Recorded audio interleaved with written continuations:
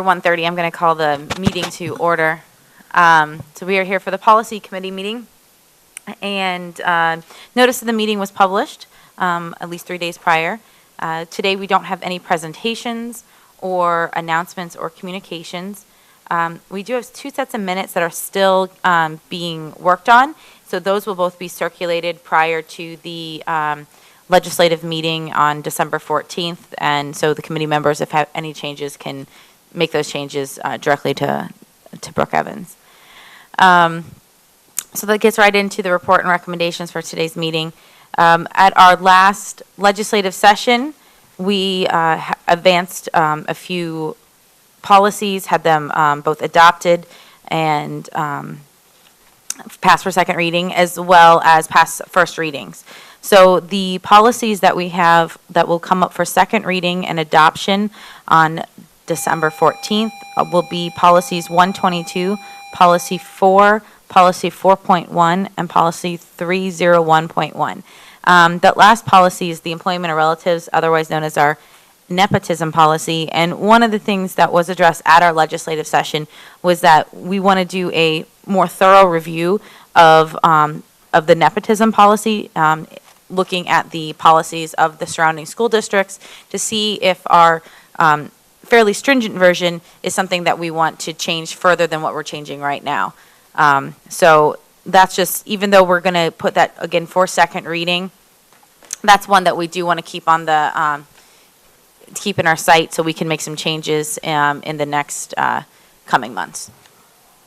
So from there, we can go to the policies that we would like to review and talk about today. The first is Administrative Regulation 122. This corresponds with Policy 122, as that was up for second reading and adoption. We just want to make sure that this new the modified regulation of 122 is ready to go.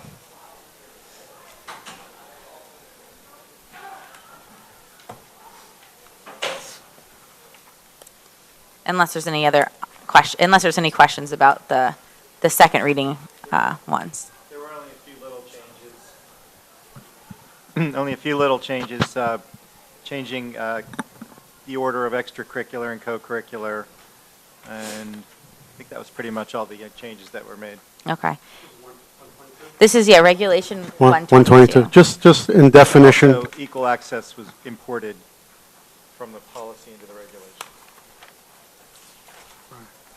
Yeah. Ken, in definition, the third sentence is just a typo. Activities. Okay. Which? Regulation A20? Oh, in the policy? In the policy, yeah. Oh, that's the one up for second reading. Yeah.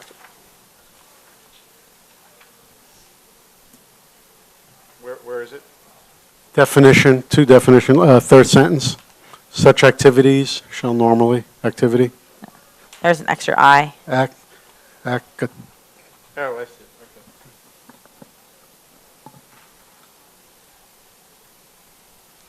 Okay. Okay. Art, did you see any other corrections to the policies that we're looking for the second reading? That's in packet number 1? Okay. Yeah, and we've talked about Regulation 122 in past committee meetings. The big change, as Ken said, was changing the order, which was, I think, suggested by Rob, just to make sure it stays extracurricular and co-curricular throughout. Other than that, there were no major changes other than adding the equal access information in here. Does anybody have any other questions on that?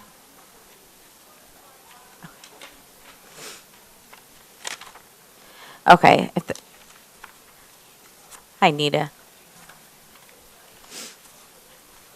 If we don't have any other changes, then we'll advance Regulation 122 towards the to the legislative session for approval.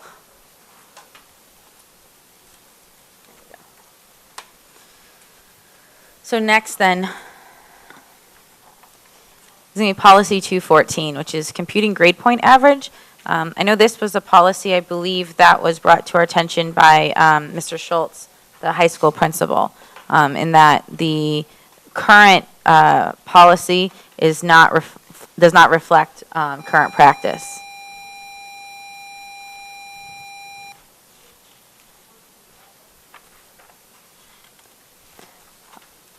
I think the line that, I believe Mr. Schultz had said that the last line actually in the policy says, it had about high school, class rank, and we no longer compute class rank. That's correct. Okay. Other than that, were there any other changes to, 214? The entire bottom section under grade point average, that's the piece, I hope, I got that whole piece from Mr. Schultz. Okay. And that reflects what's in their, In the student course- handbook? yes, in their student handbook. I could suggest that after, where it says grade point average, that heading, that parentheses, somebody rewritten GPA, because it's abbreviated there after that. Okay, so everything that says GPA below with the numbers 1, 2, 3, 4, 5. This is just, well, can this be cleaned up in some, I mean, it looks repetitive in what we have for the guidelines, and then the second, we should, I guess, just change it to make it prettier, if we can. Since it says it in 2 places, right, with all the grades? I was only suggesting that the first time we say grade point average, Mhm. we put it put in here. parentheses GPA, Right. Right here. yeah, so that you wouldn't have to spell it out anywhere else. Right. So in this, but in this section in our packet, is this something, are we planning on keeping the first paragraph under guidelines? I have no idea. I think Okay. to Sarah's point, basically is that first line and on line number 5, they're identical. They're identical. So is there a reason why we have it twice in the same exact policy? I probably should have done a strike through. Yeah. The first section is Okay. actually what's currently on the website. Okay. And underneath the bold grade point average heading, that's what currently is practiced in the high Okay, so school. everything above grade point average should be strike through? That's Okay. correct. Well, let's make sure that, Yeah. that information from the first paragraph, I guess what we're looking at really is that little paragraph following the, how grade point averages are computed, to make that sure that's equal to the paragraph underneath the new section. Right, the last paragraph. You want it just cleaned up and compared. You're right, All right. The last Yeah, it's not paragraph. identical. right. Yeah, I think some of that information Total number of points. is not redundant. You probably just have to take that paragraph on the top of page 1 and cut out the last paragraph and put that paragraph there. Now that I know what is intended here, we can clean it up. Okay. Yeah. Okay.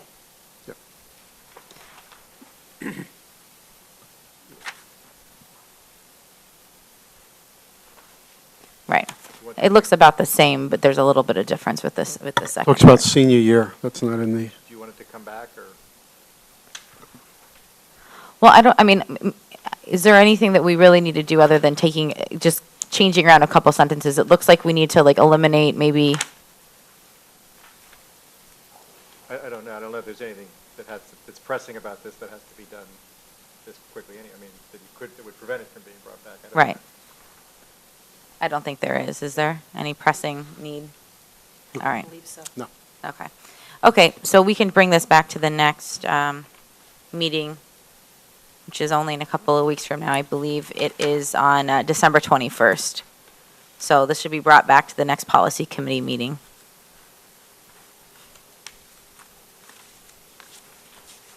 With the changes.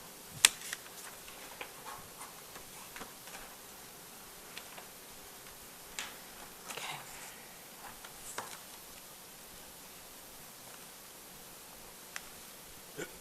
Okay. The next regulation that's up for review is regulation number 004. This is the accompanying regulation with policy 004, which is up for second reading and adoption on December 14th.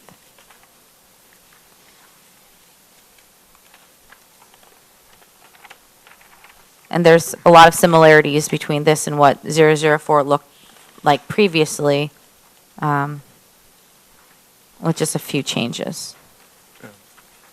We, for major changes, we took out the outdated PSBA governance standards, and we replaced it, just referenced in attachment A, so that when they change, all you have to do is change the attachment. And then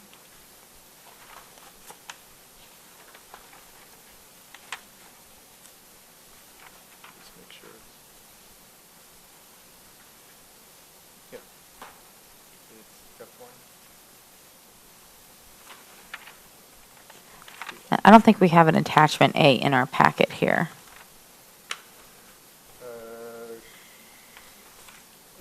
You have it, right, it's literally just everything on Yeah. what's That is- G3, it's within it, right. Attachment A is G3. Oh, okay. Title, the top of it's attachment A. I see, yes, okay, it just cut Oh, yeah, right, yeah. okay. Yeah, the bottom, because the very end of the last policy is C attachment A, and then. Right, yes, I didn't, I thought it was carry over the sentence, so. All right, so we do have everything from attachment A, and this is taken from Yeah. essentially the PSBA, it's on the website. Pulled it It's right off the website. you're right.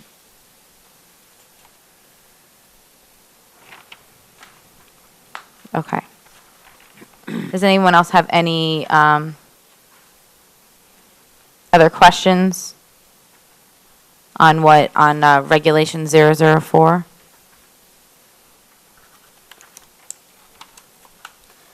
If not, then we can move Regulation 004 ahead to the legislative session to have it approved alongside Policy 004.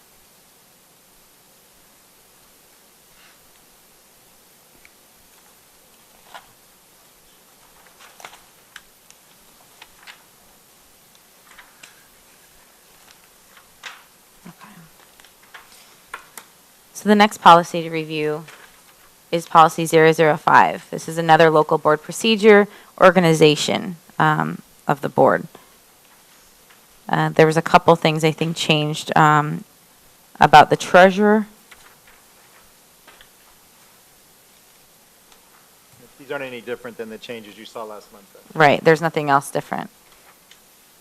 I think one of the things that we had talked about that's now reflective on page H3 in our packet is we're using a written ballot versus a voice vote of the elections of both the president and the vice president. And this is also something I think that we are changing for appointments as well.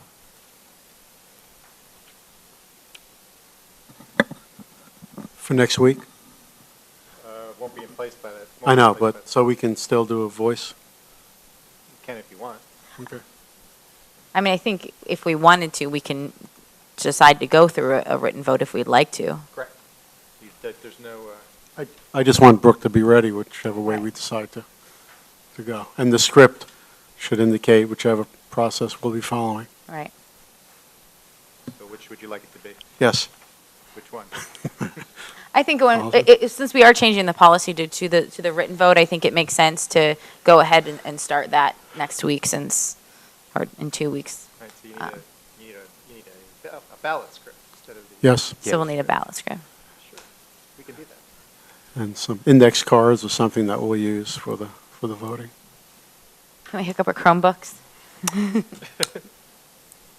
No. There's a little username and a password. There you go. Okay, so I think some of the only change, and one that we have along accompanying the policy for 005 so we can read together is the regulation. And really the only thing that's in the regulation at this point is putting our committees. Since recently we changed how our committee structure is, instead of having to change our policy, if we want to rework our committee structure again, all we'll need to do is change the regulation. I think those are the correct 5 you have at the moment. Yes. Yes.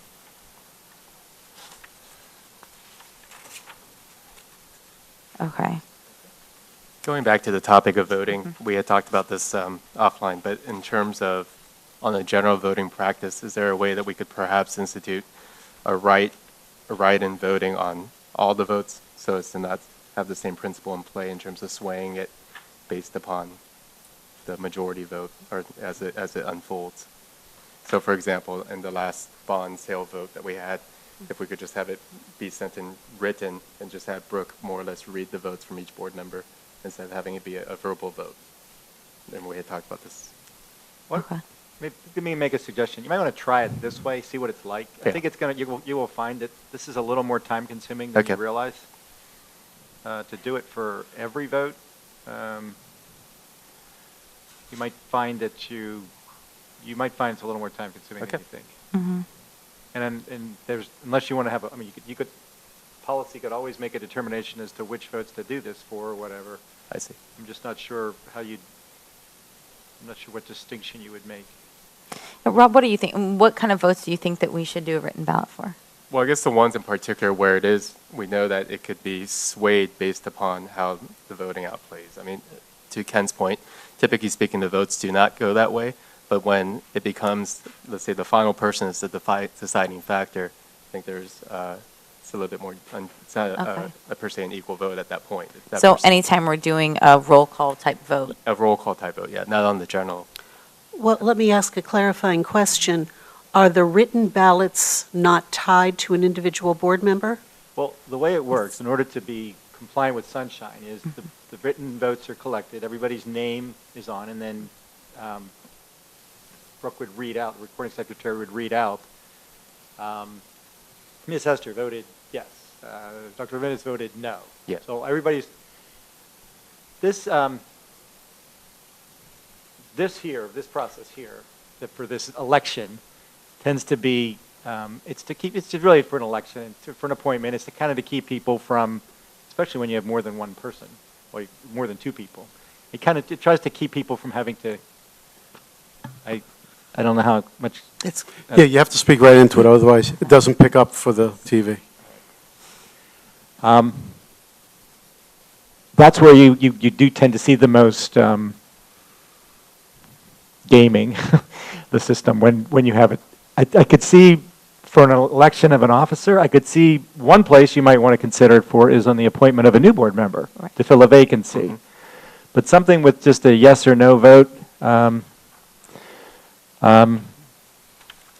not sure that it would have the same considerations. What you might want to do, though, is just allow board members the opportunity for a particularly controversial, contentious vote is on that time to say, I make a motion that we record votes by ballot rather than voice vote. Right. Maybe have that be a subsidiary motion whenever you have a controversial motion. That way you're not doing it for everyone.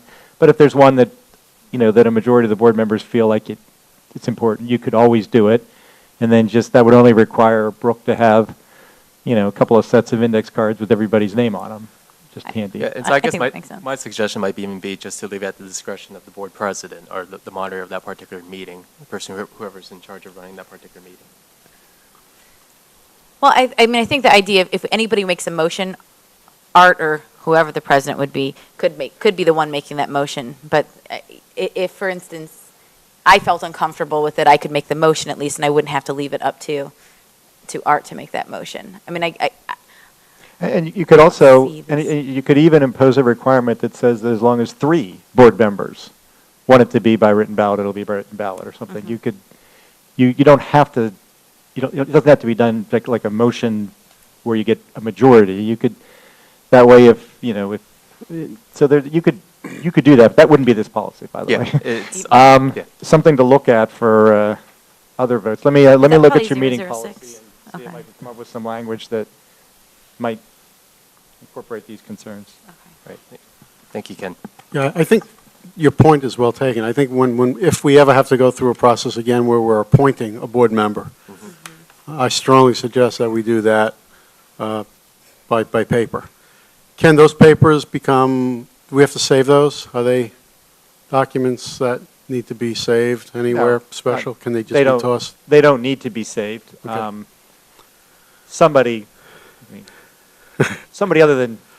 more than one person should look at it, just to, make sure the person got them right. I mean, got it right and had the right numbers, and isn't part of some inside fix. to It's get not the- a right to know, well, the It minutes. would be if they weren't thrown away immediately. Right. They could be subject to right to know if they weren't thrown away immediately, but the minutes, The minutes should reflect Would reflect each who vote. voted Sure. for who.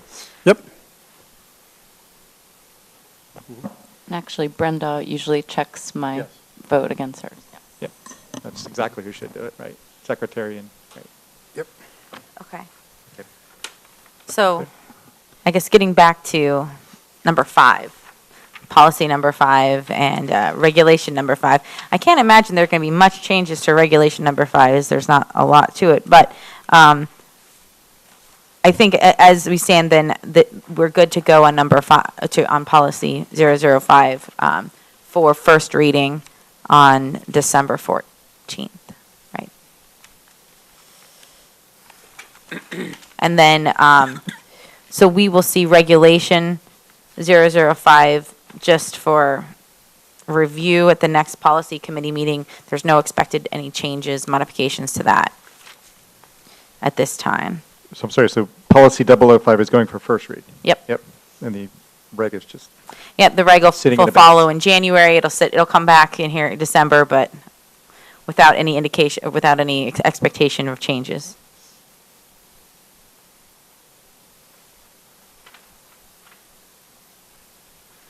Okay. So all the information that you deleted in vacancies in offices, is that somewhere, is there a board regulation as opposed to administrative reg that follows? On page 4, everything is crossed out.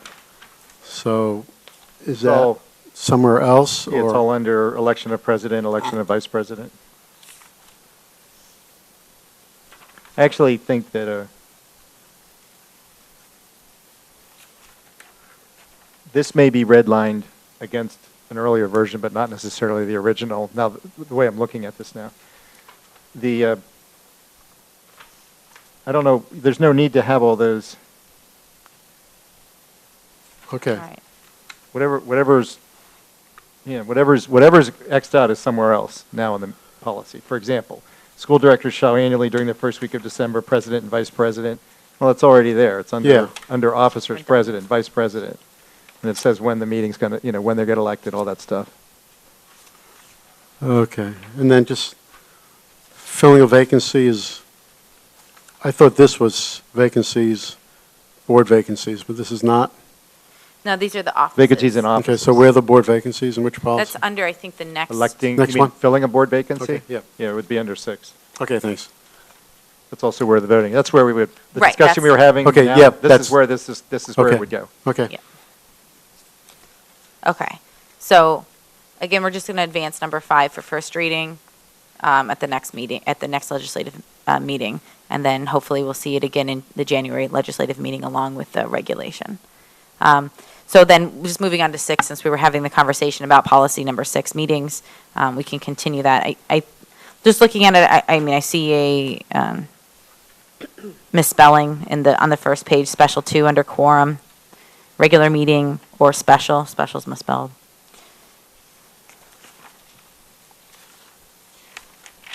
Just also a notation that the margins to also be fixed on policy 6 as well. It's cut off on our printout.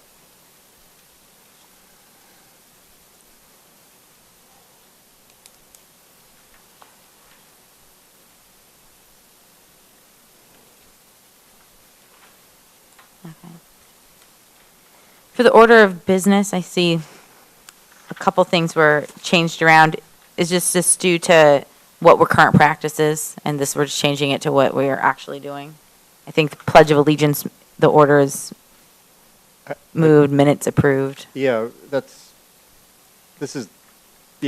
exactly. Well, the minutes can't be before public participation. They have to be approved after, Right. because it's an action item. Right.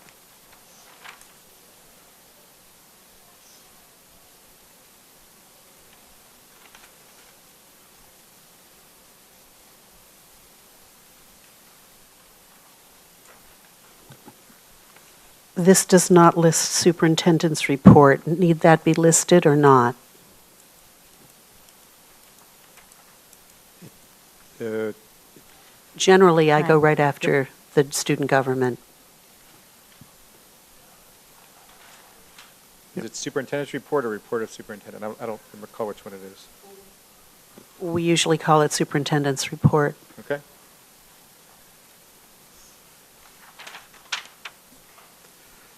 Ken, I'm always confused about the school calendar. I believe was that discussed in the previous policy that we just did, about when it's approved? You're talking about the calendar for board meetings or the Yes. calendar for school? Board meetings. Um, So I didn't see it, but it doesn't mean it's not there. So we always have a discussion about, in December, is it the calendar year, or must it be done in December? I can only go by my last statement. Right. It had to be done in December In December for 12 months, to notify the township, yes, for 12 months. yes. But that Yeah. was, Okay, I just that was wonder another if state. it's in anywhere. A question on the bottom of I-2, as to the place of the regular meetings. It says that they shall be held at 7 PM in the administration building. Is that something that needs to be specified, or do we need to update that? That second sentence? Yeah, that should stay generic, Yeah. and location to be determined prior or something. Just Yeah. want to make sure that's correct to our practice. Well, we do move between two locations, so yes, that should be more open-ended. Yep. Because the board typically meets Yep. here, but in the event of larger meetings, we move to the cafeteria. Right. Right. And we could conceivably move elsewhere if need Sure. be. So that's a Exactly. good point. And I think in the past, board meetings have taken place in different schools and things like that prior to the high school actually being built. They did move around the district. So conceivably, we could do that again. So instead of having to make an exception of the policy, we can Yeah. make it a little more, Yeah, I think this whole Broad. section 5 should be more open, I think, for everything. do we need to have that in our policy? Can we have some of this in our regulation, or do we need to have it in the policy? I have no idea. You do not need to have it in your policy. I'm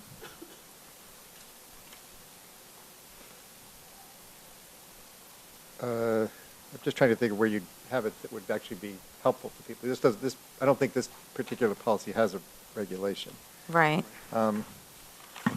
Why don't you, I have a good idea. Why don't you simply say, the time and place of each meeting shall be listed on the district's, publicly accessible website.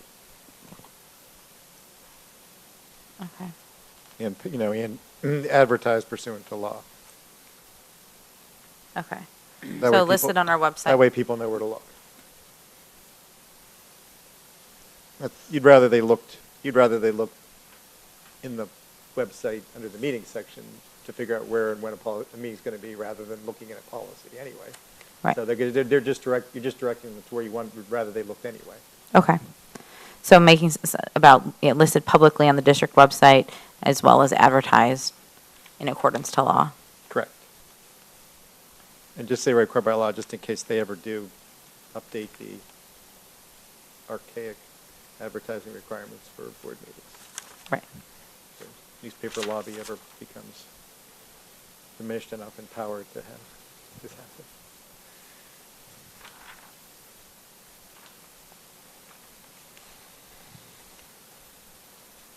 On the bottom of I-4, there's a duplication of the word committee meetings. One should be struck through, and the other should be capitalized. There's a couple of places Yeah. where that's going on, and Okay.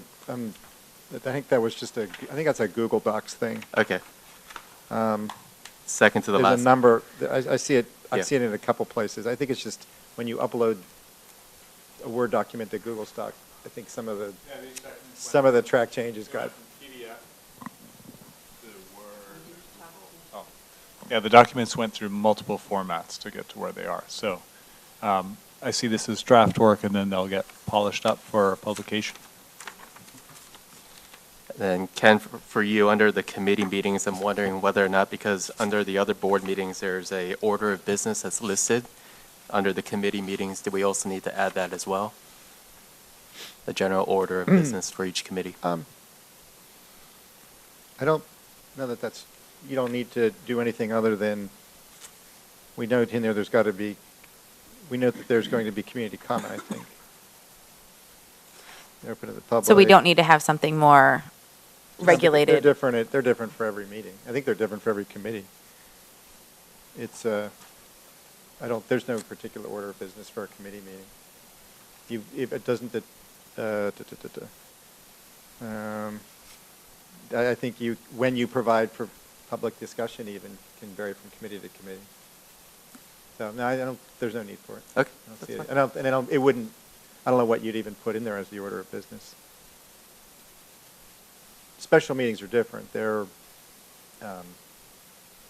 called for the purpose of a particular, you have to. Like our budget meetings, I think are those considered special meetings? No? No, they're regular. They're not regular No, meetings? they're all, a special meeting is one that just wasn't, when you pass your meeting schedule at the beginning of the year, anything you put on that calendar is a regular meeting. Right. Special meeting is something that you didn't put on your calendar at the beginning of the year. Right, okay. Well, I think that's because we've done that in the past, like last year, I think we had a couple extra meetings in March and maybe April that maybe weren't on the regular, but we treated them as if they were regular meetings essentially.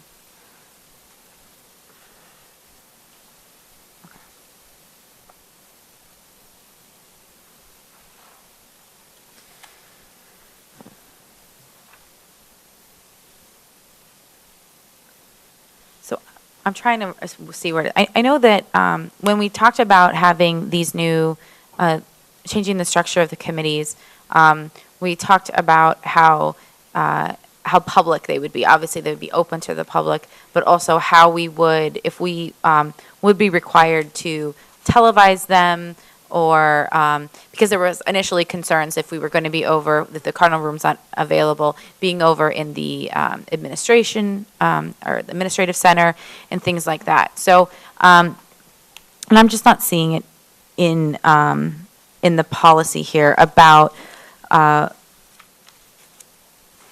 what we and how we want to word it about broadcasting our committee meetings. That would be on page I-11, under section 16. That's where you talk about Thank you. video recording of school board meetings. You may want to change that instead of just video recording. Right, Little- isn't really what we, Now broadcasting. right. It's now and- recording and broadcasting of school board meetings. Okay, and I think that would, and I want to try to keep it as general as possible because of the changes that could occur. Instead of, for instance, maybe at some point we would put these, instead of having it run on the television station, having it run on YouTube or something like that. So at least we'd always be covering ourselves if for some reason we had an issue with the television, that we could throw it up on the web and that would be broadcasting enough. So that's, I guess, what my preference is. If you say recording, because not necessarily everything is also going to be broadcast. So if I record and I make it available on YouTube, yeah, I agree with you, it needs to be general. I think recording keeps it general. We record it and make it available, But you want them broadcast. right? or record it and make it accessible. I want to keep it more, I guess, general. I mean, that we can, with especially the changes in technology, Right. that we're doing what we're saying, that, we're always doing what we're saying we're doing. Right. Right. Okay, so let me figure out. Is video recording the right word, though? I It don't would think be. video recording's the right word. Well, you Yeah. want to make sure you're not just, recording could just be audio. Right, it could. So I'm trying to think of different situations. So what happens if your ability to do video recording fails? Well, there's something in there that says what happens then. It says, while it's the board's intent to video record. Okay, yeah, then we could just use, do we want to say broadcasting? Or, Well, I'm just saying, I'm saying video record as opposed to just recording, because the implication Visual. is you're going to be. right. Right. We'll Maybe just the revise it visual when recording. we have holograms. Will recording suffice for both audio and visual, though? Because I think that sounds like it's probably going to be the best word. We're going to say the word record, and we're going to define it as audio and Audio and video. visual. Broadcasting would also cover both. Yeah. Okay. Broadcasting would cover anything that's public. Imaginable, yeah. Okay, so make those changes. And it already says intends to record all public legislative and committee meetings. So you've already got committee meetings in there. Do you want to keep it that? I mean, are they all being recorded? Okay. Right, I believe all the committee meetings are being recorded, obviously, except for Personnel Committee, which deals in confidential matters, and so cannot be recorded. But other than that, I do believe the actual committee meetings, and not that I don't even think there is necessarily personnel committee meetings, but committee meetings are being recorded at this point in time. Yeah, it just says public, board, legislative, and committee. You may Okay. someday have a public personnel meeting if it was just Okay. talking about some reorganization or hiring temp substitutes or something like that. There Right. are personnel discussions that could occur Right, publicly. right, So you're just better off saying all public, board, legislative, and committee meetings. okay. I think that makes the most sense. Okay, I just wanted to make sure we weren't trapped into televising anything in the case that we choose to be broadcasting things via the internet. No. Okay, No, you're not. This broadcast would simply mean, broadcast could be as nothing more than putting it on your website. right. Which could actually make it more accessible to people than having it necessarily run on the public channel. Yeah, I couldn't agree more. I mean, the people that need to look at a board meeting and find out what happened generally wouldn't have thought I needed to record a meeting that I may need to look at or refer back to, 6 months from now. I Right. mean, having it on the website is going to be far more useful to people than. So is that something that we want to consider doing, is putting things on websites or a YouTube page or something like that for people to access? We're already in the process of, not only all current meetings are going to our YouTube channel, but all the archived video meetings are being uploaded to that channel as well. And then that will be integrated with the new website. Okay. Okay.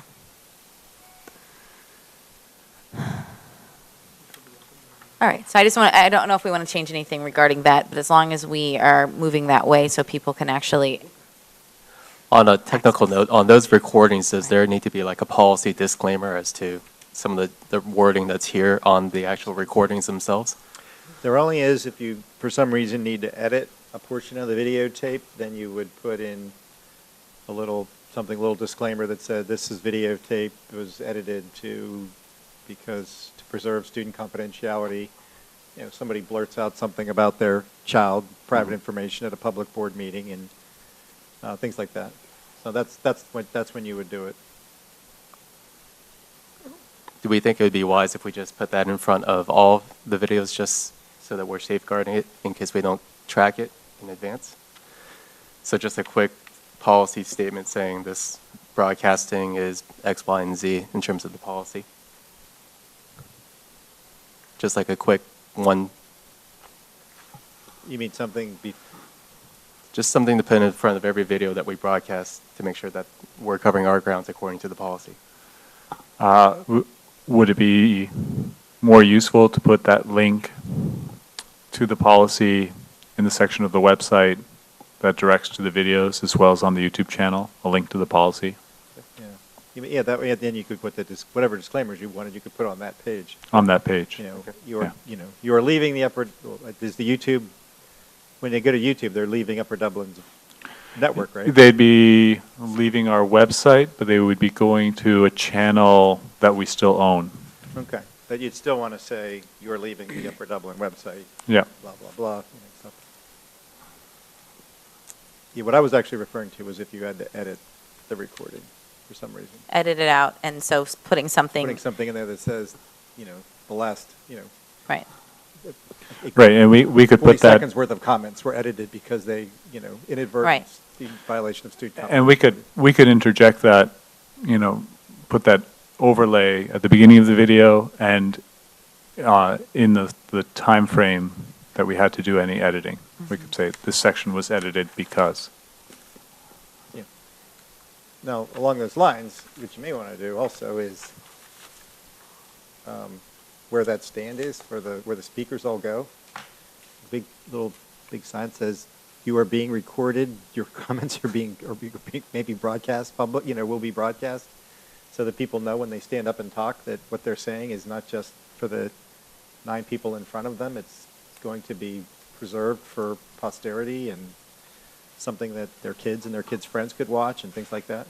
Would it make sense for the board president just to make a statement when he opens time for the public?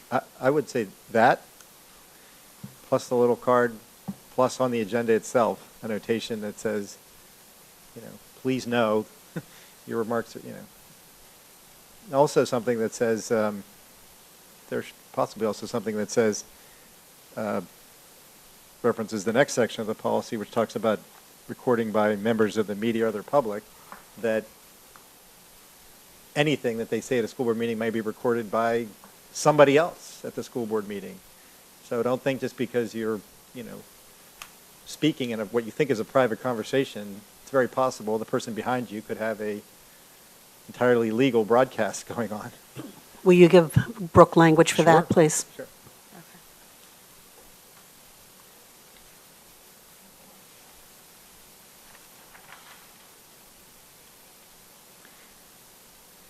Okay, so we have some changes, at least we're looking right now, is that, I think what we discussed is using the word recording in place of video recording and adding a definition of the word recording to explain it. It's both audio and visual recording. Yep. This is all going to be reworked to say recording and broadcasting. Recording will be defined, and to the extent that we can do it, we'll clean up the spacing. Let's see a couple of stray letters here and there too. There's still some videotaping that was left as well. You can just Yeah, clean no, I that see up. that. Yep. Well, they're all going to come out. Yeah. So. Yeah. Correct. There was even a video. Okay. So to Ken, what we were talking about earlier in regards to voting, I believe you were saying it's on page I-5 under section 9 is where we would start adding a statement there in regards to voting. Exactly. Yeah. And then that's when we'll put in a little put-in process for ballot voting.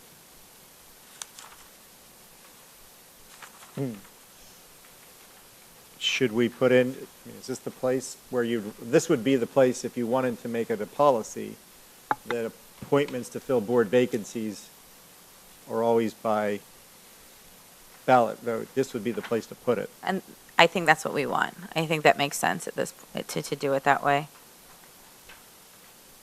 Okay, I agree.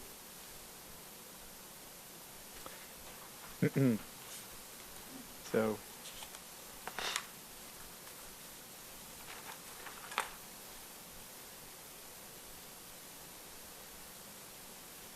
and since we're using a board ballot vote to appoint a vacancy, I assume you'd probably want the same thing for 22 and 24, or 22, 23, and 24 as well. Yes.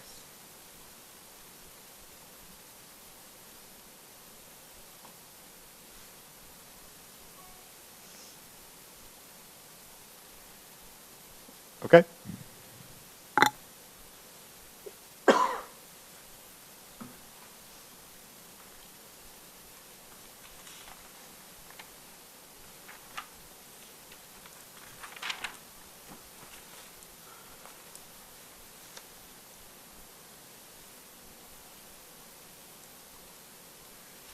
Okay.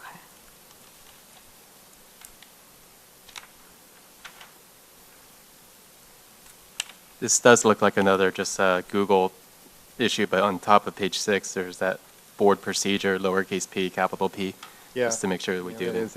It's like, this Yeah. is what happened if it was originally a small and we changed it. Yeah. The strike-through doesn't come through. Just noting it. It's just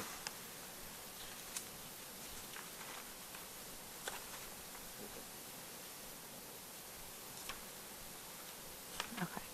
And we have we're keeping work sessions in, even though, which is section 13 on page I-9. Obviously, we used to have work sessions on a monthly basis, and those have essentially been replaced now by having our committee meetings. But I think it makes sense to keep a paragraph in for work sessions, just in case there comes a time where we need to do a work session again. I agree. Okay. And I think budget hearings would constitute work sessions. Okay. I think that's really, or budget meetings. And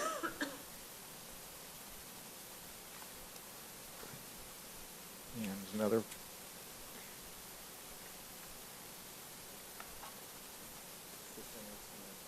One time as well. Okay.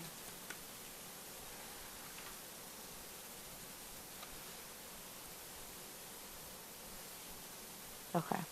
And right.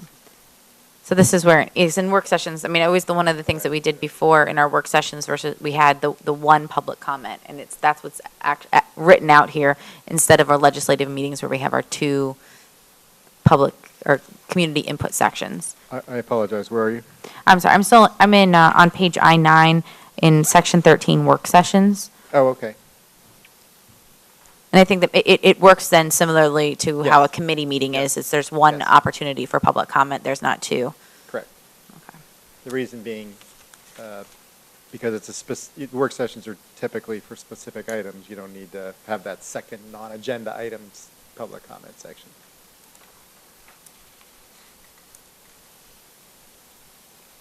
Okay.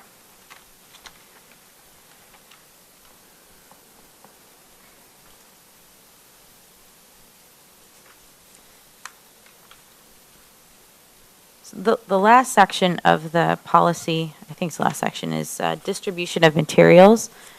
And this is always one that I think it's difficult. I think this is new. Okay, so that's, the idea of distribution is difficult. I know that prior to the meeting, the agenda is published online. And then when people are coming into the public meeting for community members, there's going to be materials sitting on the back table, essentially. District materials, right? Right. So, I mean, I think that what makes sense for, what we want to do is be able to give, whether it's board members or community members, the materials as soon as we can, and putting them online would be good. I don't know how, because sometimes, I mean, there's just issues with technology, there's issues of just getting things in late. That's not what this is. Okay. This is to keep, Lee's Hoagies from coming in and sticking a bunch of Right. advertisements down on the back table. Or to keep somebody, or even to keep, Okay. one of your collective bargaining units from leafleting in the middle of your meeting. That's what this is about. This Okay. isn't about getting agenda materials to you. Okay. That's a different section, I think.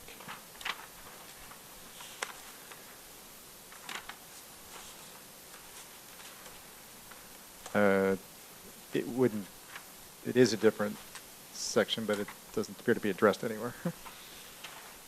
Okay. So that's something, I guess,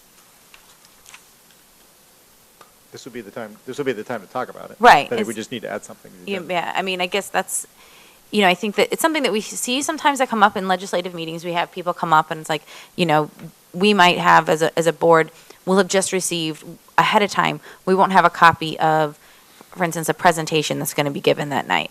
And so obviously getting that information as soon as possible is great for us. Now, obviously, we just don't get it essentially from third parties ahead of time. But then one of the other issues is that there might be people in community members where they're not getting the packet of information that that us on the board has, which makes it more difficult, or makes it difficult to understand necessarily what's going on, to ask questions, to be really informed. And then maybe at a later date it gets put up on the web. So I don't know how we can address it, but I think that it makes sense to at least discuss that, how we can try to get materials out to especially community members, either ahead of the meetings or at the time of the meetings, and whether having things maybe not paper copies always, because there's an expense to that and there's the time, making all the copies and stuff, but always at least having a digital access where they can access it if they're sitting there in the meetings and they can get on their smartphone and flip through the pages as we're going. But I don't know how to necessarily word that or how other people feel about that. And I think the difficult thing is you can't tell the number of people that might attend a particular board meeting. And so we can prepare 10 copies, but if you have 100 people, vice versa, we'll have leftovers. So I think to Sarah's point, she's basically asking, is there somewhere in the policy that we could add that we're covering that we are attempting to provide all materials, and then maybe perhaps looking at alternative ways in which we can provide the materials that will be at each board meeting, presentations specifically. Yes, you said it much better than I did. The caveat that I would raise is, although we try to prepare things as early in the process as possible, there are times when we are having an administrative conversation just a few hours before a final presentation to the board. We try to avoid that, but I would hesitate to have something in policy that would tie us to a specific timeline. For example, I can go back to the recent Finance Committee meeting where we had a report on the bond sale. Was it the day of the sale or the day after the sale? So those numbers simply were not available. And then the materials had to be produced. So I understand completely, and we try to get them to the board. But sometimes occasions occur when our hands are tied and we're working right up to deadline. So I just would ask that you bear that in mind. I mean, if and when you go onto an electronic board system, that may solve some of your problems. I don't know where that stands, but that discussion stands, but. That still hinges on when we get the materials produced. Oh, I understand that, but then once, even if it's done even if it's done 5 minutes before the meeting, you just stick that on the board docs or whatever, and it's there. True. It's electronically available to the world. Yeah, and I think I think that makes sense. I mean, I'm not looking necessarily putting like a timeline. It needs to be done an hour, 4 hours ahead of a meeting or time. Just the idea that it's, when we're discussing it, I mean, we obviously have something in front of us at that time, and at that time, it is accessible to community members, and it's not going to be accessible paper-wise. It wouldn't be, but maybe so there is some digital access to things, assuming that we have it. I mean, there's a difference when you're having a third-party vendor coming in and we don't have an electronic copy of it. We've asked, we don't have one, and they hand us a printout of, a PowerPoint presentation or something like that. I mean, yeah, we aren't going to be able to have that on the website or something like that, but in situations where where it's possible to have it, I think that we should try to do it that way.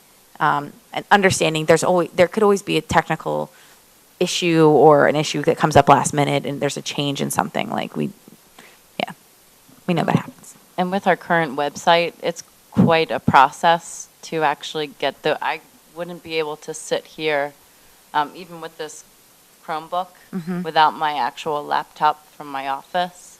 And it's quite a process with our current website. Okay. However, So with the news website, it'll be really fast to either, depending on the platform that we adopt. So currently, Ms. Evans, what was the conference you went to? The PSBA conference. And so the state is offering to host our board policies on board docs for us. So that would be the path of least resistance. And would be an excellent tool. So we're exploring that moving forward. I think it might be a different platform, just so you're aware. I believe for policy, it's just for policy only. Board Docs is an actual software that's Yeah, it's a product you have to buy. a product you have to buy Right. and pay for. Right. So in that case, we will most likely move forward with view-only Google folders. And in that case, even if a vendor comes and they have their PowerPoint on the spot, we can say, can I have the electronic copy? And boom, I can make it available to the public. Right. Okay. And by the way, that particular vendor can give it to you ahead of time. I mean, they do that I've seen them do it at other school districts, so they can do it if you ask them. Right. They will get you the stuff, in time to copy it. Okay. And I know you guys are working on the website, and I think that the hope is that at least next year, sometime in 2016, we hope to see the new website, hopefully in the next couple of months, I think. That is what we are anticipating. Okay. Just for the record, I haven't seen the new website I know. either. so. It's very secretive of the new website. Okay. So I think, when we're looking at number 6 here, it looks like we have a bit of work that needs to go on before we want to bring this forward to a legislative meeting. Oh, definitely. I Yeah. agree. You don't want this to come to a legislative meeting until it's completely Perfect, yeah. because this one will generate discussion at a meeting. Okay. Is there anything else that you have to add? Okay. Well, so have we come to a conclusion in regards to, are we going to add language for distribution of materials from all the meetings? Well, actually, I think that the language is general enough, and I think that your policy language should be somewhat general, and that if we wanted to address things specifically, that should be a part of a regulation. I think that this distribution of material statement is general enough as a policy. I think it's in practice that we should attempt to get as much information out as early as we can to the public. Correct me if I'm wrong, Ken. So this current distribution policy under Section 18 is kind of the example that you had mentioned, which is preventing others from distributing materials at particular board meetings. But the section that we're talking, or the topic that we're talking about right now is more the question of our distribution of materials that the board is choosing to make sure that we're distributing properly. Right. It would be under a separate section.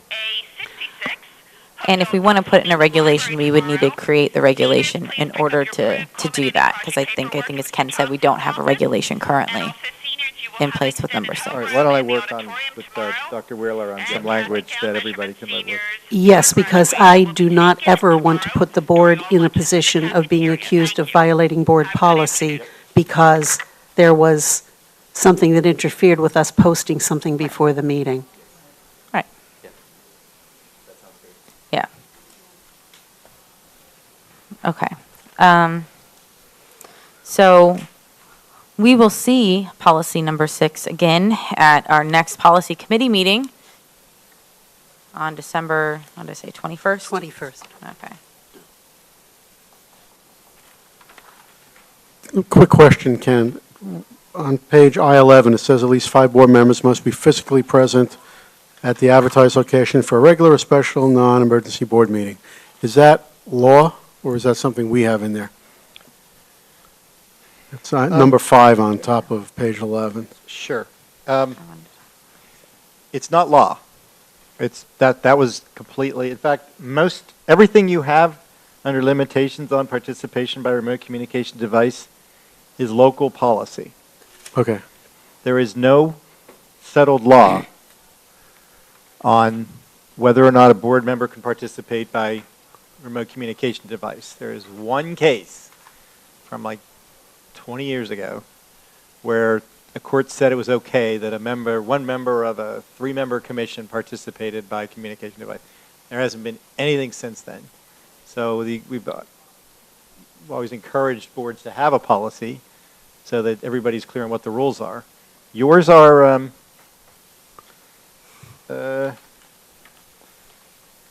little on the stringent side. What a surprise. So. I mean, Yeah, I think we need a lot of work. We have to work on this one. yeah, I a think lot. we do. I forgot. I wanted to talk about this one a little because I think that when this was written, things have definitely changed regarding technology. And I do remember reading this at the time when Debbie Mendelson was on the board, and she happened to Skype into a lot of meetings. And I remember reading this, wondering if that was in accordance to policy or in violation of it, actually. So I think that we just need to, maybe when Ken's reviewing this, we need to take a look at this and make sure that it makes sense with really the way that the world works right now with their technology uses, and that obviously we want people at board meetings and definitely encouraging people to be at board meetings. But if you are on vacation and you want to attend a board meeting, FaceTime in or Skype in, that we have an ability to do that too, and that to vote and do all those things, and not just listen in necessarily to the meeting. Well, okay, I'm happy to do whatever you want. I'm not going to come up with anything that's not already here in the sense of discussion points. I can point out, I can give you some experience of what I've seen create problems and what hasn't. I think having 5 school board members physically present for a regular or special non-emergency board meeting, in a sense that, the reason why there's the exception for the emergency meeting is suppose you have to hire a principal, it's the middle of summer, and you can't get 5 people in a room. This lets you have somebody, phone in remotely and count towards the vote. But these are all, you have had some experience with people phoning in, so you are aware of the technological limitations both for and against. You do have a situation when somebody's just calling in, they can't hear you, they can't see body language, they can't see they can't understand it, they don't know what community member's speaking, they don't know. The discussion goes back and forth, they lose track of who the board members are. So unless they're watching a telecast of the meeting, they're going to be dramatically limited. So if you've got more than 1 or 2 people doing it at the same time, your conversation is going to be impaired. Now, this may be less of an issue. I have seen committee meetings where this has functioned just fine, where the committee member participates by phone, and it's not a big deal. It's one of those things where, okay, we don't want to tie our own hands and not have a situation be flexible enough to address an emergency. On the one hand, when we have the technological ability to avoid it.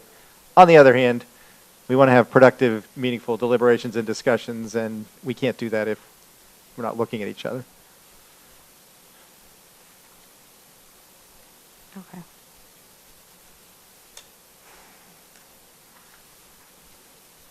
So what maybe the suggestion would be that, since we're bringing this back anyway, why don't all of you take a look at this and take a good hard, concentrate on this section and say, I think this is too extreme, I don't think this is extreme enough, whatever, and then, because it's really, at this point, it's completely up to you. There's really, legally, I can make anything you want to do work. Okay. Thank you. I think that's a good suggestion, Ken. Okay, so we'll see policy 6 again in December 21st, the next PC meeting, and at that time we'll have reviewed that section and come up with any ideas. The only other thing that was on the agenda for the review section of the agenda today was policy 007, distribution, which has been consolidated in policy 000 that was previously adopted by the board a couple of months ago. So at this point, it makes sense that we will be voting for repeal of 007 on December 14th.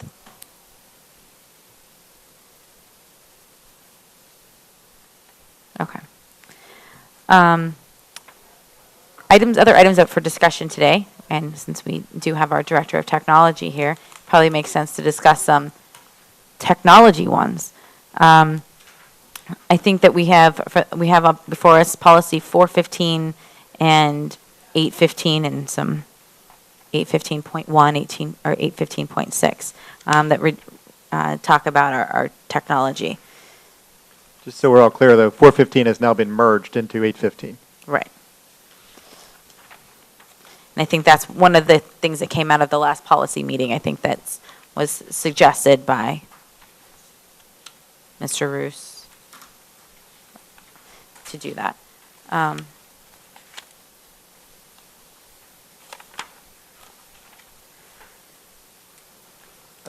It's because of the way Google Docs makes changes, it's kind of hard. Like it's a little bit shadowy. If you look, for example, in the title, at the end employees, that's the grayscale that indicates a change. So it's yeah, these an are addition. These are in color online. So Yeah. here you're not seeing the color; you're seeing it printed in grayscale. So Brooke has what you're seeing throughout, both Mr. Roos and I had gone and made multiple suggested edits to the policy. Mr. Roos merging elements from the employee with the one for students. A lot of updating, taking out things like blocking software and putting in filtering. I found the word diskette somewhere and removed that. But I don't know if there's any specific questions we have. At this point in time, I think all of the recommendations have been implemented throughout the document.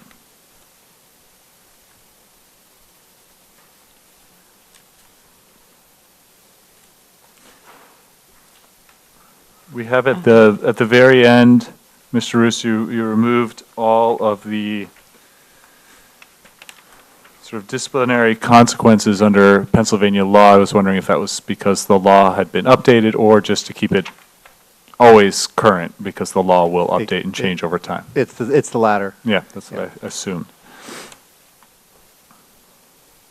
I had put in something very specific. Hold on a second.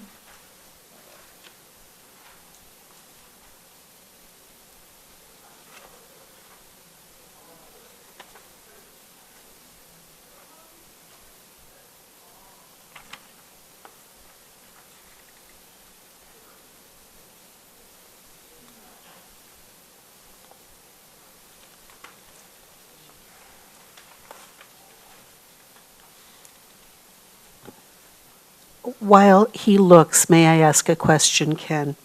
Users will not use the district system for political lobbying. There are certainly times, increasingly, when I will contact state officials to advocate for or against a piece of legislation, and I believe board members are doing that more and more often. Does that fall under that umbrella, or does it not? Sure. Yeah, actually it would. So I think we need to make a little, without the authorization of the superintendent or board. Okay. Oops. So I had in page K9 at the very top, access to inappropriate material. It had users will not use the district system to access, and I added or introduce material that is profane or obscene, that advocates illegal acts or advocates violence or discrimination toward other people. So although it's one word, but it's significant, right? There's accessing that material online. There's the additional step of introducing it, bringing it into the educational space.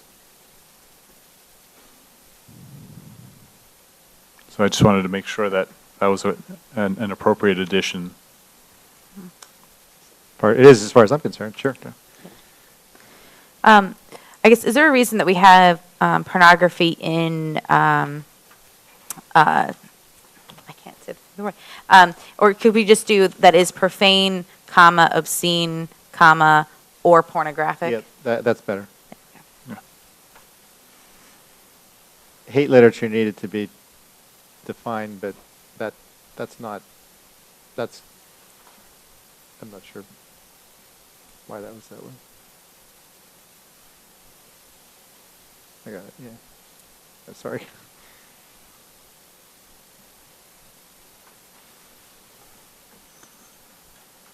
I know that one of the issues that often comes up is the ability of our substitute teachers to be able to use the system, and right now we don't allow that because they haven't signed an acceptable use policy agreement form. And since our substitute teachers are technically employees of substitute teaching service, it creates a bit of a gray area.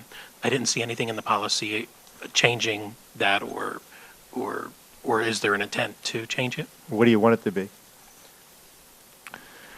Let's step back and consider the workflow challenge. So a substitute comes in. One of the things they need to do is be able to take attendance. And right now they have to do it by paper. We don't provide them, we don't have a generic network login which would let them get onto a computer and then go into eSchool. We can't give them an eSchool login because that would violate FERPA. So we can't have them have access to that system. So right now we don't have a workaround other than here's the class roster, and teachers have that prepared for in the event that they're out. Here's my class roster, and I take attendance, and it goes down to the office, and then someone at the office enters that. Now, in a one-to-one environment, so much of the content and the lessons are online. Teachers actually will leverage that and leave the lesson plan. Here, I've left the lesson, it's in Google Classroom, the kids all have the assignment, they have the work, essentially let them work, but it's hard for the substitute to engage in any way that's meaningful, to sort of model or showcase. A workaround is to have the student log into the classroom computer, bring up Google Classroom, and there's the assignment for everyone. Here's, if we need to all see it together for some reason, we can do that. Again, we could provide the substitute with a generic login so that they could just access the web, but they are not school district employees. They wouldn't have access to Google Classroom, nor should they have access to Google Classroom. So we're providing them with a network account so they can access the web, but what will they be doing there that a student can, simply log in and say, all right, we're doing this online simulation. Here we are. We're all at the online simulation. So I have nothing against providing, generic network access, at least to go out to the web. We provide that courtesy anyway through our guest network, but instructionally it wouldn't have any value. So substitutes should be treated like guests then? To be covered, substitutes would be covered by the guest? By the guest Substitute and other policy. contractors would be covered by guest? Yeah. Okay. I agree. It's certainly cleaner that way by protecting confidential and private information from our systems. So it certainly is cleaner to not give them access to sensitive information. But I know the question comes up, and usually this is an area where I need to make sure we're in compliance with our policy. There are a few exceptions, but sometimes we'll have an on-site counselor by an agency providing services to our school students, and as long as they're aware and sign off on the acceptable use policy, we can grant limited access. But generally speaking, for our substitutes, like I said, cleaner is the best word, but since they're not our employees, it I think is an area where we have to be very sensitive. Is the acceptable use policy part of their pre-employment package, all the papers they fill out? All of our employees, when they're hired, do complete that Our paperwork. Yes. employees, I'm thinking in terms of now that we have moved the substitutes over to an agency, is there any opportunity that we have to have them complete any documents? Do they come in to share their, I guess they share their clearances with the agency rather than us? Right. Even our clearances are shared through the agency, so it would be difficult for us to monitor and make sure that that's in compliance. Okay.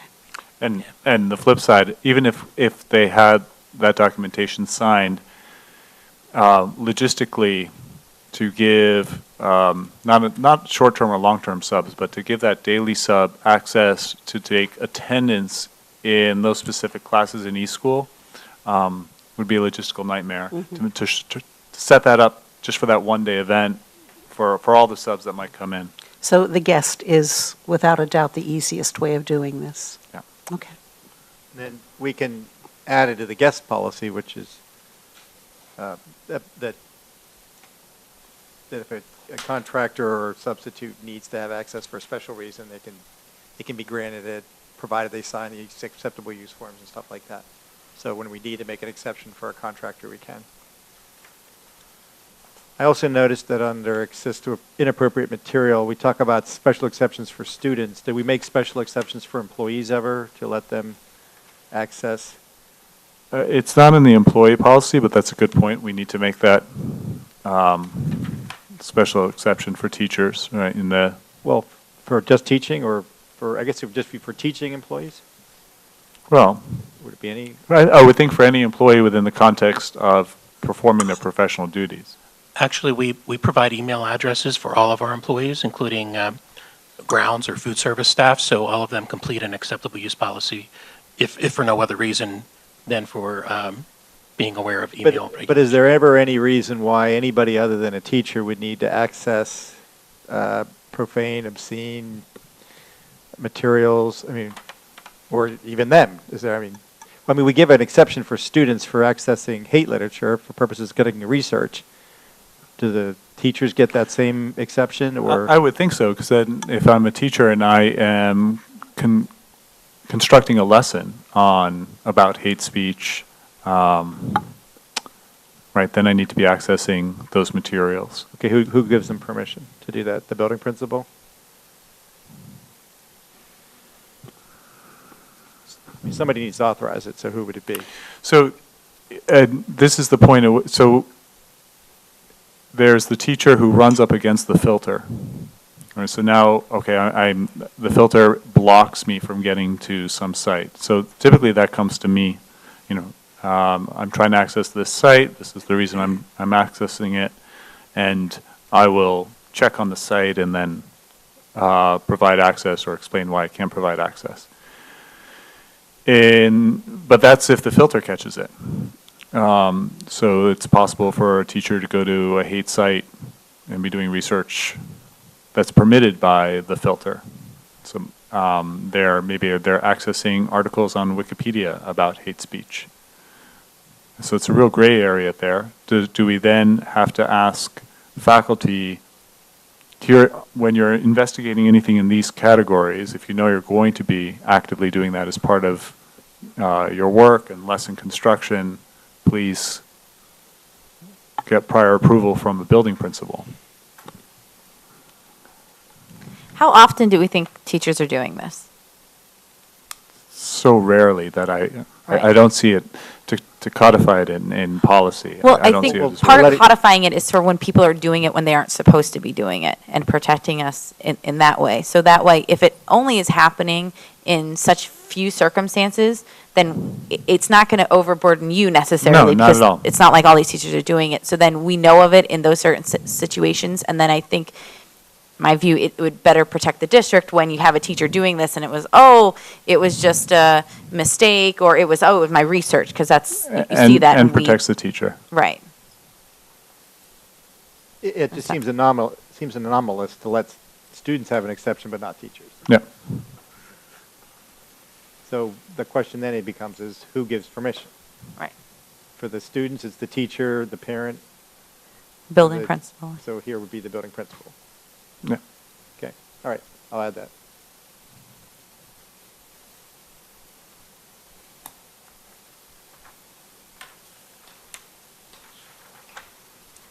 I have a question on the bottom of K7, letter C under illegal activities. We're giving specific examples, so users will not use the district system to engage in any other illegal act, and then such as the examples. My question is, do we need to specify the examples? Because I feel like the list could go on in terms of beyond the et cetera. And for example, I was thinking copyright protection or copyright laws would also be under there.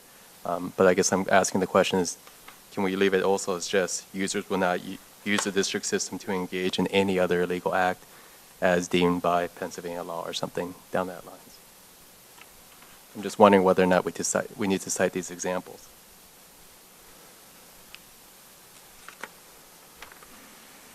Oh, I see what you're saying. Right. Yeah. You don't need it.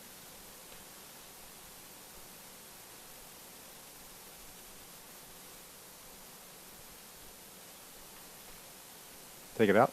Yeah. I Okay. feel like we should because Yeah. Do you want to put the word criminal in there anywhere? Any other Yeah. illegal or criminal act?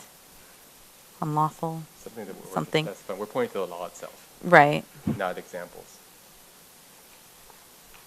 That we're covering not only just things you're not supposed to do like copyright, but also, because I think the examples that are given there are criminal activities, Mhm. is that we're discussing. And so I think maybe specifying, yes, none of those unlawful activities, including all things criminal. But we leave it to our solicitor to come up with the right wording for that. No, I think you just did. Illegal or criminal act.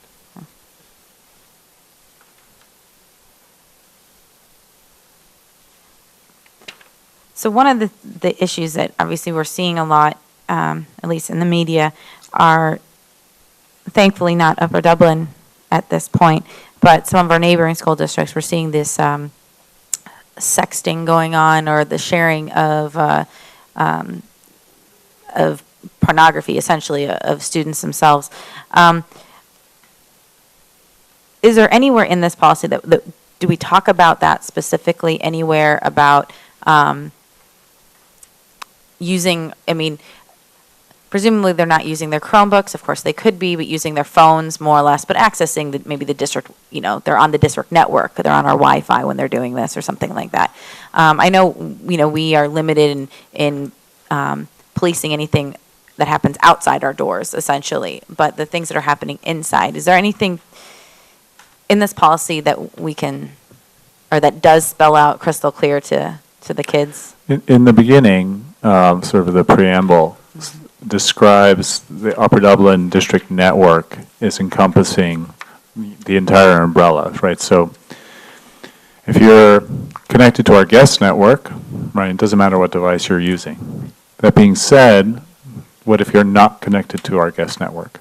What if you're just using your cellular data on your phone, and you're engaged in that behavior? So it's during the school day, so it falls within our purview, right?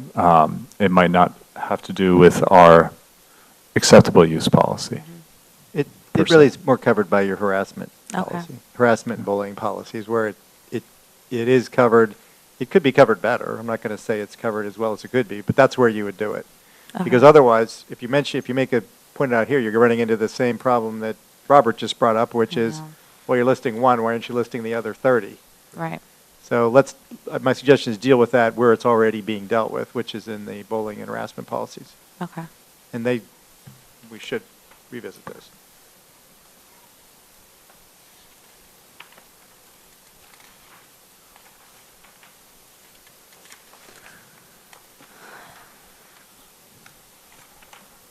So I see the last paragraph on K9, actions resulting from misuse. We have in there the deliberate or negligent abuse of the network, computing resource, or any of the other district resource could lead to disciplinary action. And this is, of course, encompassing for both students and staff. Any such action will be subject to applicable policies and procedures established by the district. I don't know if we want to, but do we want to consider putting anything in there about, specific action to be taken in certain circumstances? I mean, I don't know. I mean, I think that we know we do want to leave things up definitely to our administrators, our building principals, and above them. But if there's anything that we want to put in there as a pretty clear warning, especially to students that would severely violate the policy, use something to truly damage another student, or use it in a way that is promoting violence or something like that. How about this? How about disciplinary action, referral for criminal prosecution and financial damages?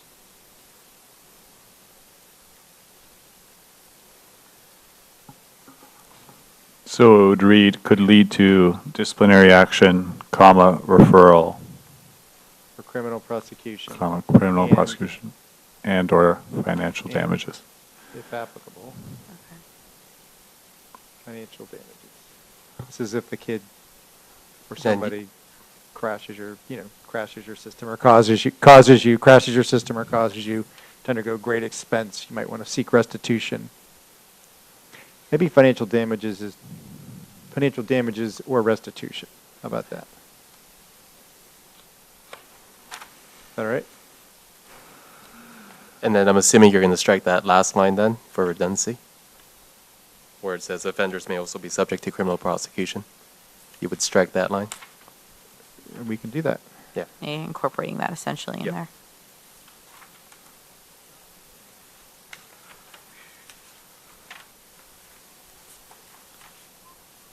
I don't think we need the last sentence before that either. Any such action, it's not really saying anything.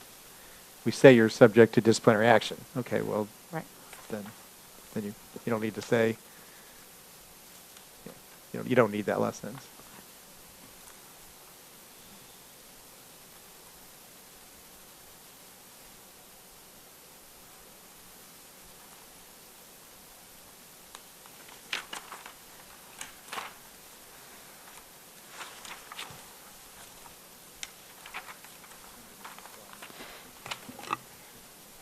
Do we have, I'm sorry, it's been it's a long policy and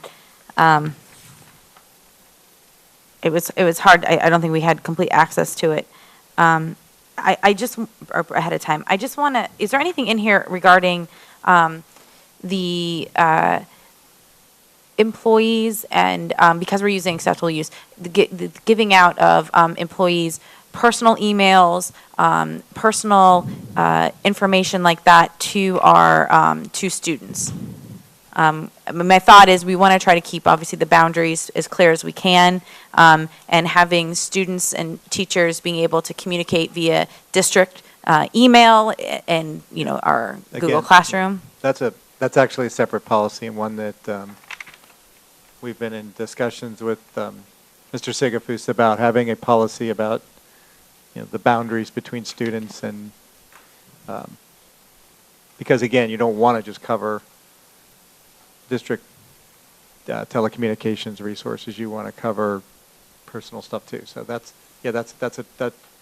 another policy. It's covered a little bit, I think, by electronic communications, but Okay. we can cover it better, and we've already been in discussions with Tom about that. Okay. So we'll have something coming forward to you in the upcoming months. Great. In addition to that, it's, in addition to what Mr. Roos was saying, it's also in the Pennsylvania Code of Professional Educators' Conduct to not share personal information of that nature. So that's another area I know for new staff members that we go over that code very closely and very carefully.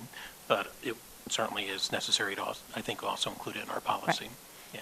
Because I think one of the examples I think that we've been given at conferences and such is when kids are going on field trips, for instance, and they're going to say, somewhere where the teacher goes, here's my cell phone number, so you're out, you have it. And then, the students always have the teacher's cell phone number then. And the teachers always have the student's cell phone numbers. It's one of those things. So I guess if we're addressing it in a separate boundaries policy and having something where, we obviously need to have the teachers and the students maybe have access, but maybe we're buying something, have some burner phones or things like that where we have district prepaid cell phones where teachers might be able to use and things like that. So that's just something I guess that is coming to mind when I think of technology and boundaries is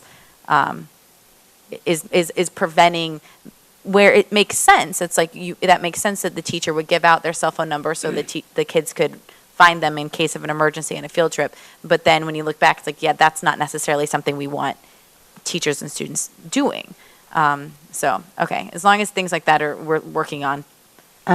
I think in terms of coaches, where I think it may be more frequent that cell phones may be exchanged just by the nature of that coaching-student relationship. Our coaches are not necessarily working as teachers. Right. How it's handled in other districts, and I thought it might be handled here, I'm not sure, I have to check, is anytime you're in that situation, there's explicit parental authorization for that. And it can be handled probably more effectively by Twitter or something like that than or a group email rather than a cell phone number. You need to tell everybody that practices are canceled. And some of that is covered under the electronic and social media policy.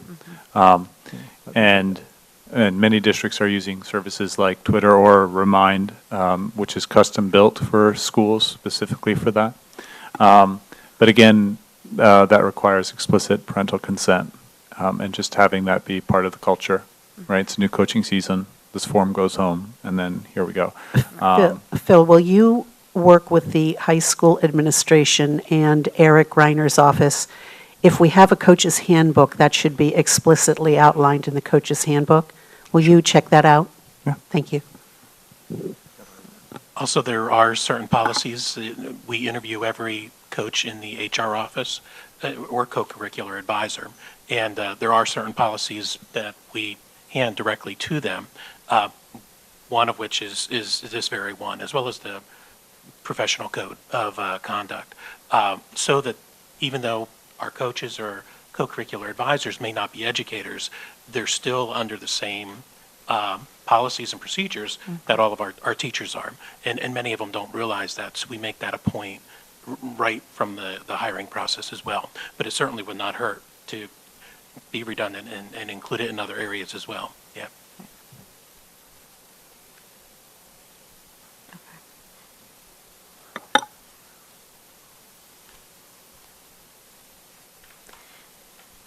Okay. And I guess when I'm thinking about some of this, I think it's because of 815.6 is the idea of the social media and electronic communications. And I think when we're looking back at 815, I think that the idea with 815 is that, do we want to have it come back to the next policy committee meeting to look at further? I think that makes sense. Yeah. Okay. Pretty far from it being to reading. Okay. So what do you want to? So we'll look at these at 8:15 coming back. And Well, then we'll have, we'll update 815.1 to make all the changes we just made in 815. right. Or if we think it might actually work better to combine 815.1 into 815, is that all right? Yeah. I think the I would fewer agree. variations we have, the better. All right. So combine and bring back. If you wanted to do something truly radical, we could streamline this policy and just basically say the superintendent shall establish administrative regulations that do the following 15 things, and then put all this detail in a reg.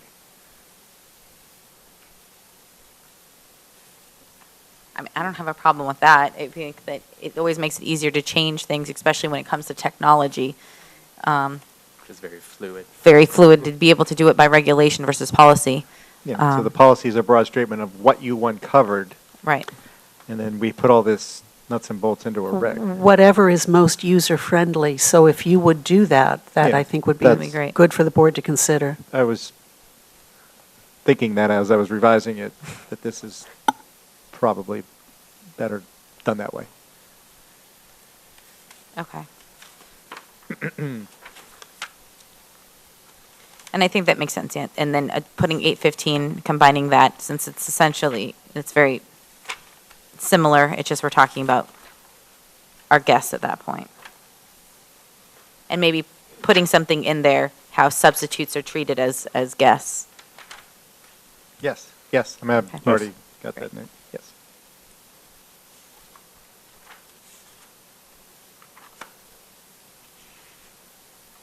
Okay.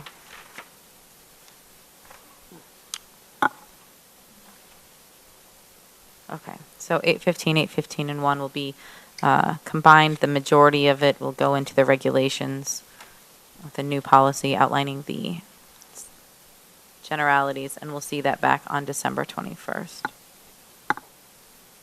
Yeah, the same would be true for 815.6 Right. in terms of making the policy a little more broader and the importing most of this into a reg. For 815.6. I agree. I think the only significant addition that I made or change to that policy was a shift away from the teacher getting approval from their supervisor to the teacher getting, or the supervisor coming to the director of technology, so that we have more of sort of a comprehensive adoption of platforms and systems across the district.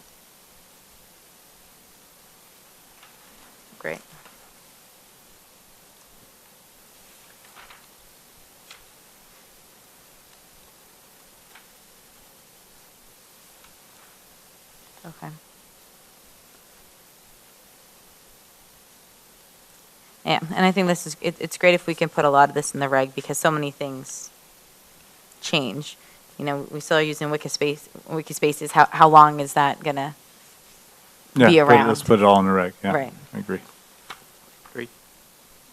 Okay.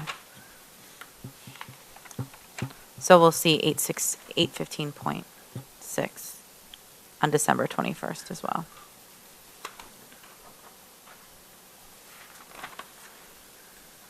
Okay.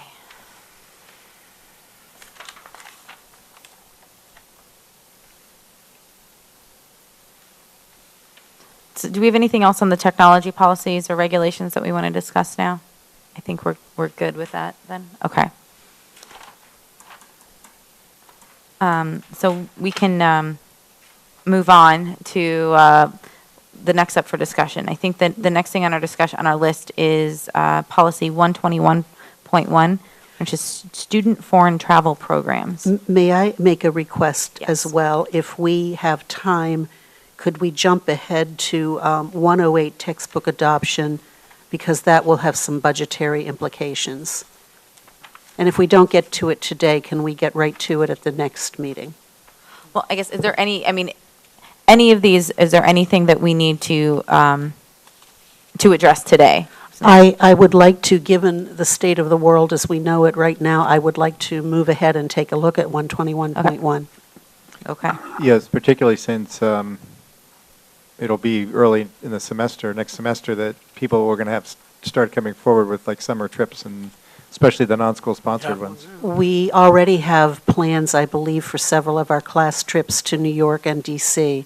So we will, of course, watch very carefully, but I'd like the board to have an opportunity to review this policy in light of all of that. Sure. This also covers the policy, the trips that employees go on chaperoning that aren't district sponsored. Those are the things that you're going to start seeing publicity for, so you want to have the rules in place for that. Okay.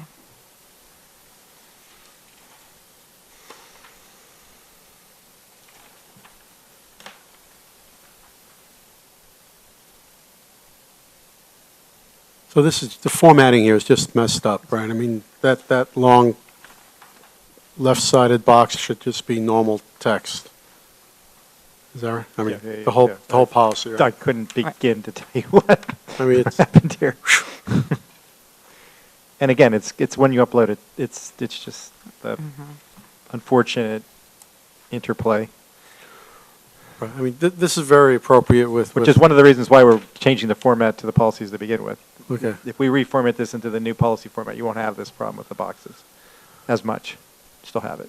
Because I know we're looking at the German exchange program, I think, tonight, I think. So that second section there addresses that trip and what we can do in case. Well, who does that trip? Who does that trip? Who does that trip? Yeah. High school? High I school? think so. High school, and I believe we have a middle school exchange as well, so which third- happens later in the spring. So that's a school-sponsored program. Well, it's, the exchange program is another group that sponsors it, and we I believe, I mean, it's school-sponsored, but I'm not sure when you're asking. No, I'm talking about like these companies that run these trips to Germany, and then they hire district teachers to be like the chaperones, and then they recruit kids to go on the trips. It's like the thing that the one I know about that I remember when was it Jules Mermelstein used to run a trip to World War II trip to Europe or something. Right. Those weren't district sponsored, but they were they were. Correct, but is our exchange programs considered district-sponsored? AFS? If you Yeah, with if you- AFS. That if sort you of have an thing. affiliation with them, if you select Okay. the provider, and you pay people to go on these trips, Do we? or teachers or any staff, or is it just you just make you act? I would say, and I'm sorry to have to say that I don't know the particulars about each of the trips, but I certainly could get that information from our curriculum office, where the records are kept, and if the board wants to hold off on this, we could look at that. But I think the key element here is that I have the right to cancel at any time, given Right. those, Exactly. any And you- untoward events. Right. Right. But This is district. my impression is because the board's approving it, it's district-sponsored. If you Right. weren't, if it wasn't district-sponsored, We wouldn't. you wouldn't be approving it. We wouldn't be addressing it. So my sense is that the AFS ones you're talking about is something that you're putting, you're allowing the AFS to say this is, Upper Dublin High School Exchange Program, the official Upper Dublin High School Exchange Program. So they would be governed by the first section. Right.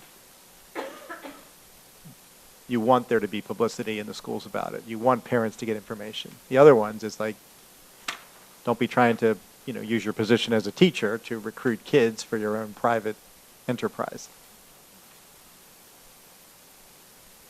Right. And I think that the second part outlines that pretty clearly, that staff is not allowed to directly solicit the students or their parents unless they have the permission of the superintendent. And I'm in the process of drafting a regulation for this, Okay.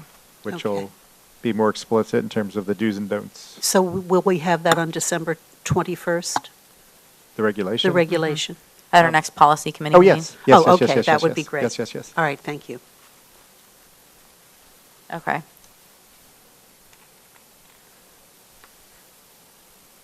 So what we want to do with 121.1 is try to place this on our December 14th legislative meeting for the first reading. And have the administrative regulation ready at our next policy committee meeting, which is December 21st.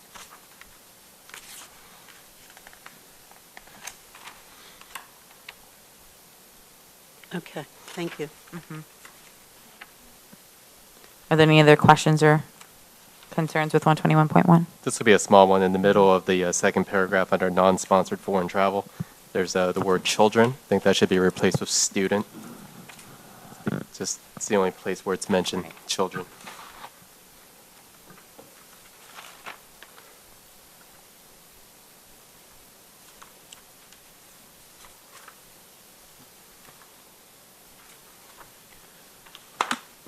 So if I understand this correctly, right, in education tonight, in that committee meeting tonight, we're approving Sandy Run Middle School U.S.-Germany exchange for fall, spring. The students from Germany are already here. If we feel very uncomfortable regarding sending our young men and women to Germany We would hold off. That's in the spring. as a so- group, right. As a group. So I would anticipate monitoring what's happening up until right before they leave. And they would not, a few wouldn't be, if this would have to be an all or nothing at all? That would be my recommendation. Right. If it's dangerous for one, it Right. would be dangerous for Right, everyone. even if the parents still want to send their children? My recommendation, again, would be if it's district-sponsored, I would recommend to the board that we, Yeah. that we withdraw consent. Yeah. For very cogent reasons. Yeah, that could come up again tonight, so. Yeah. Yeah.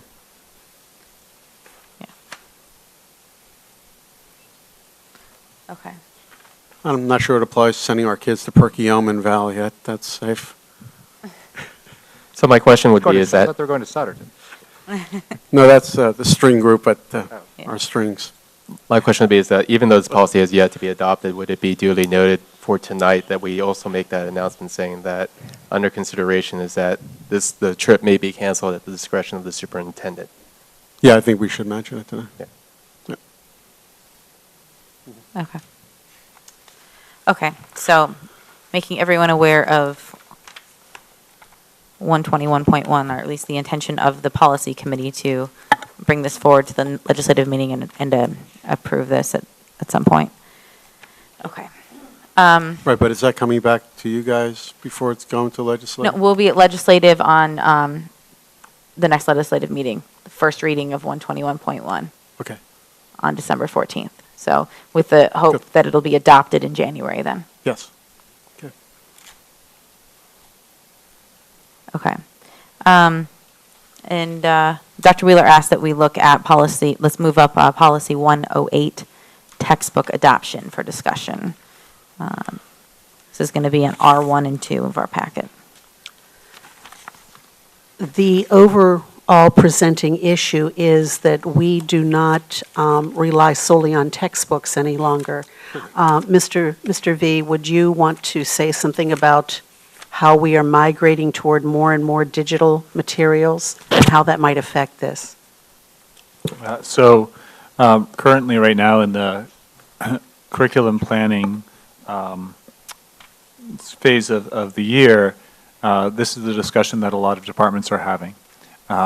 To what extent do we want to adopt a digital license? What are the resources available there? When do we need a print license, and then how many print licenses? So typically what is done, if you take the example of the science textbook, that you have a class set of a biology textbook, enough for each teacher to have that classroom set, but then the rest is just the digital license. So it has the online videos and animations and interactives, et cetera, et cetera. There's also discussion when you think about something like Hamlet. So Hamlet is, all of the classics are available for free as free PDFs, which students can annotate on their Chromebook. They can hand in their annotated copies and sections with their teacher, et cetera. So there are a lot of assets that we use that are available online. The flip side of that is pedagogical readiness. So we know how to teach students to transact with text when they're holding it and they're marking it up. It's a different skill to do it online. And it's an important skill, but it's one where our teachers are beginning to be comfortable in that space and comfortable teaching students how to operate in that space. So I think we're in a transition period, and typically these transitions, as you migrate away from print to digital, can take a while, a few years. There will be some cost associated with going digital. It tends to be, you tend to save some money when you go away from print.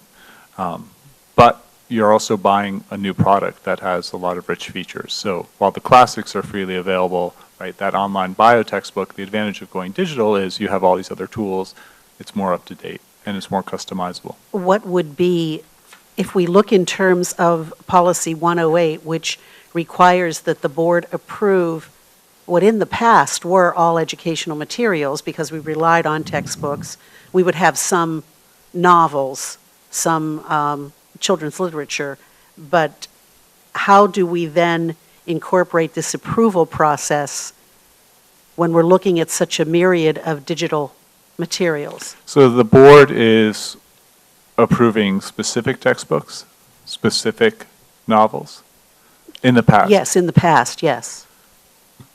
So my recommendation would be to move away from that model, to move towards a curricular model where that's focused on content and skills, but you're not hamstringing that degree of innovation. So an example,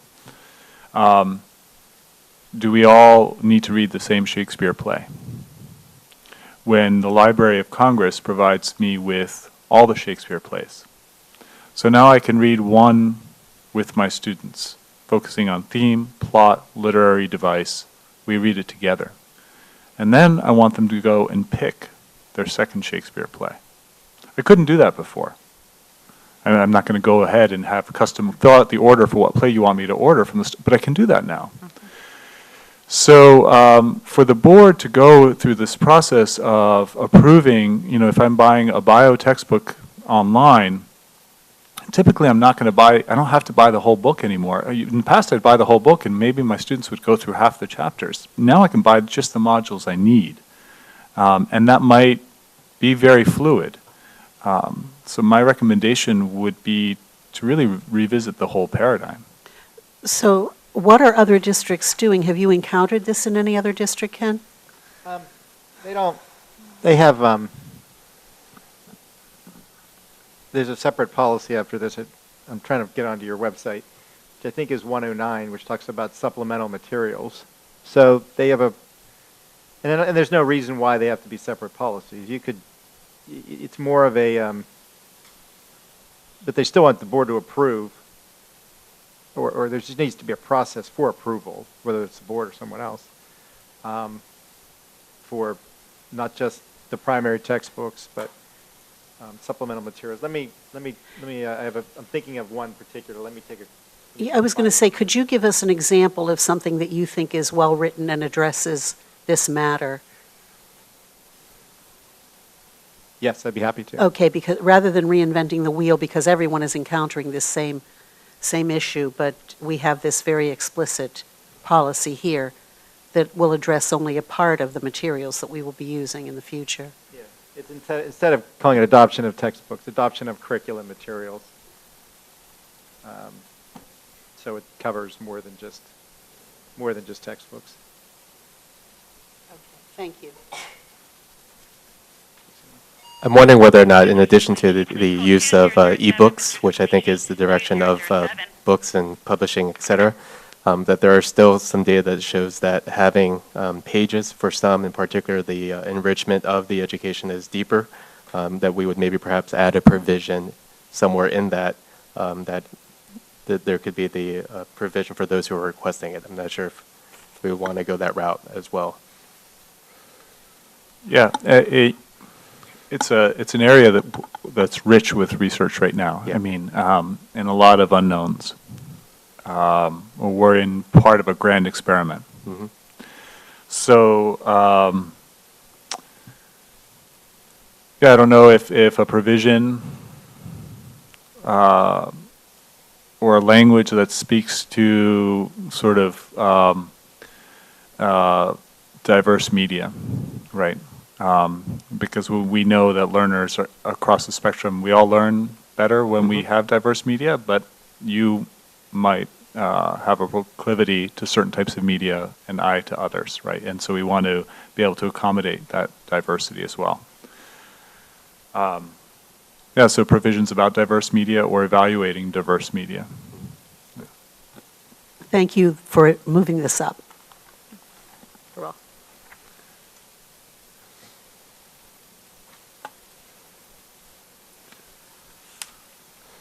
Okay. So looking at 108, is the plans to have Ken look at some other ones, or are we going to move ahead with this as it is? What do you think? No. I will Okay. share. Right. I'll An share some other exemplar. sample. In fact, I already have shared sample with Dr. Reeler and Phil to take a look at to see Thank if this you. is what they have in Great. mind. All right. All right. So we'll see this again on the 21st.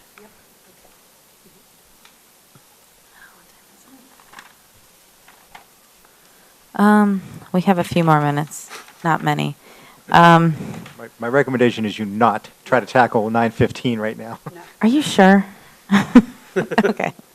Well, unless there was just a small item. I shouldn't say that. No, I don't know. I don't know if any of the other policies that we have on the list right now are small items. I mean, Well, I don't know what, I'm trying to recall why 915 is on the list. I was thinking, 2 minutes. yeah. right. I don't think we have, and I don't think anything's is a small revision Yep. at all. So, the rest of the policies, regulations that we have up for discussion, we'll move those to the next policy meeting, December 21st, and see if we can cover those. But we're getting through local board procedures. We might be done here in the next month or two. So we don't have anyone in the community to give community input today for the today's meeting.